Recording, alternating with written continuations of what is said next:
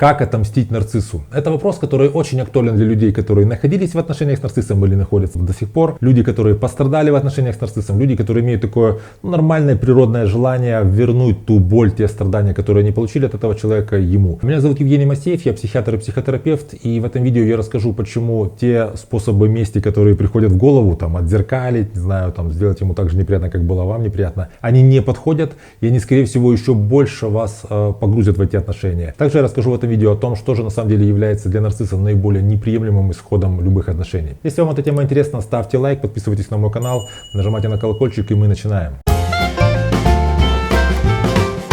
Когда человек находится в отношениях с нарциссом, он не сразу понимает это. То есть, как правило, когда человек понимает, что я вот нахожусь в отношениях с нарциссом, я уже какое-то время нахожусь в отношениях с этим человеком, про которого я это просто не знал. И, скорее всего, я уже имел какие-то вот страдания или переживания, связанные с поведением другого человека. И вот теперь, когда я понимаю, что он нарцисс, у нас включается природное желание выяснить отношения, потому что мы заточены на взаимопонимание с другими людьми. Но нарциссу не нужно слушать о ваших страданиях, о ваших каких-то упреках, ему не нужно знать о том, как вам было плохо. Ему важно только одно, ему важно получать от других людей нарциссический ресурс. Я вам уже говорил о том, что нарцисс это такая слабая позиция, то есть нарциссы все тревожные и нестабильные, и им очень важно постоянно извне, от других значимых людей, получать какое-то подтверждение того, что они существуют. И представьте, вы с человеком не общаетесь и начинаете писать ему какие-то письма, где вы начинаете пытаться ему отомстить таким очень простым способом. Вы пишете ему о том, как вы плохо к нему относитесь, как вам было плохо от того, что вы с ним вместе находились в отношениях. Вы ему пишете какие-то упреки.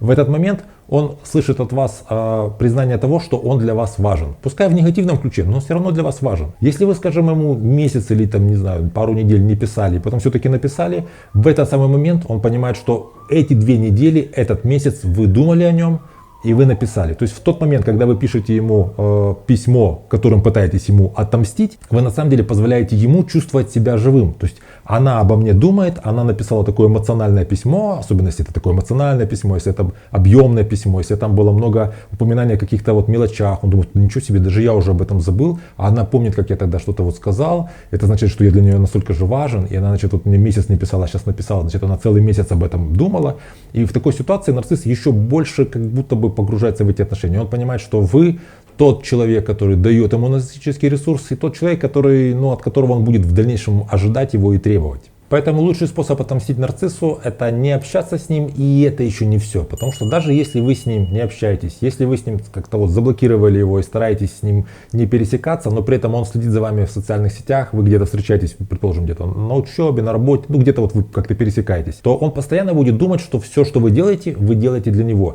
И вы, так уж мы устроены, какое-то время будете держать его в голове. Если вы будете встречаться с новым каким-то человеком, если вы будете заниматься какими-то новыми активностями, новое хобби, новый спорт, что угодно, вы все равно будете понимать, что он же за этим следит, и он заметит, и вы все равно это будете делать как бы с оглядкой на вот те отношения. Он обязательно это почувствует, потому что вот где-где, а вот в этом месте эмпатия нарцисса, там где это касается его получения нарциссического ресурса, она очень хорошо работает. Он очень тонко почувствует, если вы какую-то фотографию где-то выложили, и это вроде бы как касается его, он будет думать, конечно, вот она выкладывает фотографию, она хочет показать, как ей хорошо без меня, она показывает это мне, значит, я важен для нее, значит, я существую. Мало того, что вам нужно постараться не общаться с таким человеком, вам нужно еще как можно больше внимания перевести на себя, то есть перестать размышлять о том, что там думают другие люди. Поэтому идея, как отомстить нарциссу, она в корне неверна. Если вы начинаете думать, как же сделать больно человеку, которому любые ваши активности, любые ваши попытки сделать ему больно являются таким просто в удовольствие,